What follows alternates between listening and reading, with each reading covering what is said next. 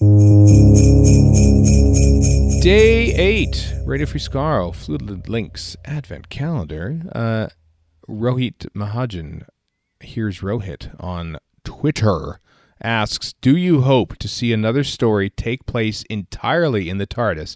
Is there an aspect of her that you'd like, her being the TARDIS, as you'd like to see explored?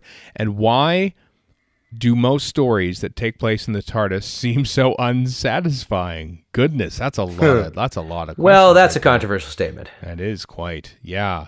Well, if you think of like Journey to the Center of the TARDIS, pretty unsatisfying despite the title and where it could have gone. Yeah. But there's more than just that for TARDIS shenanigans. Think of all the TARDIS scenes in Invasion of Time. I like those. Okay. Yeah, it doesn't, you know what, I think of, Edge of Destruction. Castrovalva. I love Castrovalva. That's what I like about Castrovalva. I don't like all the Castrovalva stuff. I like the TARDIS stuff. I love the TARDIS stuff. God, that made such an impression on me as a kid. I loved the TARDIS. Yeah, same here. Castro. Yeah. Same with Logopolis TARDIS nonsense. Yeah, there's some stuff in there. Inside the spaceship, though, yeah, sure. Inside the spaceship, Edge of Destruction, behind the sun, or whatever the hell you call it. Serial C, we'll call it. Yeah, that was spooky and moody. Thing to say. Yeah, even though it was like in one room, essentially. That's like midnight, essentially. 2 rooms. Doctor. Well, I said essentially, you know. But for something that came out of necessity because they needed a 2-parter to round out a 13-episode order. Yeah. I mean, it was really, really good at the time. It still is quite good. It was really good. It's one of my favorite Hartnell stories, in fact. I know it's time-filling nonsense, but I always love when the Sixth Doctor is screwing around with something behind a roundel.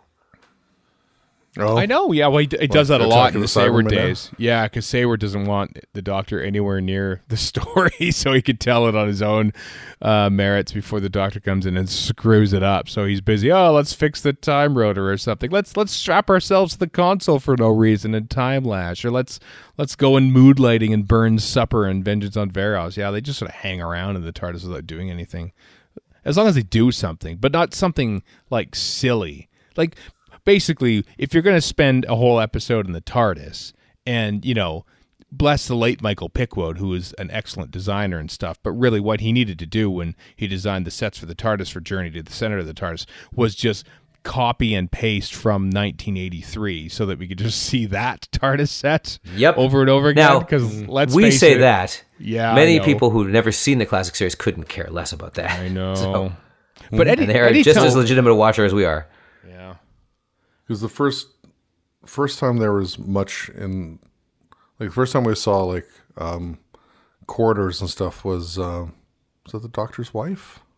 Yeah, it was. No, it was. So, yeah, we saw quarters. Yeah, that's right. It was too, wasn't it? Yeah, when they had to find a way to put Amy and Rory in some sort of strife while the actual story took place around them. Yeah.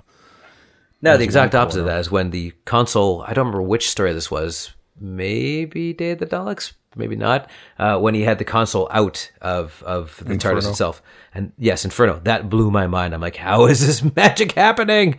Well, he had it out in Ambassadors and Day of the Daleks too, actually. It baffled me. Yeah, why do that? Why take it out? But the sequence Warren is thinking of is from Inferno. Yeah, Probably.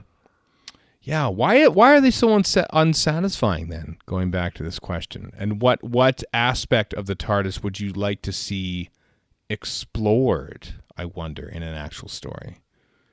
Not the core. They screwed that up. I'd love to see the secondary / Victorian console room. Don't motif. Don't set off taken- Warren. Don't set off Warren. Yeah. No. You take that motif and you take it further inside. Yeah. I almost think that the McGann TARDIS is very much an extension of that season 14 TARDIS set. You know, it just sort of has a similar motif. If you had to compare TARDIS sets to other TARDIS sets, Sure. It will never be bettered, ever. Period. no, well. End of story. As I scold you for going on about this particular variant, now I defend my particular variant. Yeah, exactly. So basically, you just need a maybe it's like an elevator thing. You're stuck in an elevator, and Doctor Who and the companion have to talk about their feelings. Doctor Who and the Master get stuck inside the TARDIS and have to talk about their feelings for 45 minutes. It's like the worst of any sitcom that's ever. There's a short trek that's very much like this. I'm not surprised. There's a short trek, but that's a good one because Spock. It is good. It is good. Spock and Number One are really good in that. Yeah, I agree. They are. There's also a Next Generation, isn't it? Like Picard is stuck in the lift with a bunch of kids or something. I can't remember which one it is. Yeah. Every TV show has someone is stuck in a lift. It's a bottle episode. It's a standard thing. Yeah. We had it midnight, I guess. Basically, you just need to set midnight in the TARDIS, and you have to run them in the TARDIS instead. And the consoles change as you go, just to keep things fresh. Maybe you just keep going back in time through the history of the TARDIS, and then you could have a perfect opportunity to go into the secondary control room again. You know, we haven't heard much about the secondary control room where Idris is hanging out. Just hanging out. That would be dimensionally difficult, I think. Yes, it would. Because if she's the TARDIS and she's in the TARDIS, and then it's basically Legopolis all over again. That's a problem here. Would just remake Legopolis then, I guess.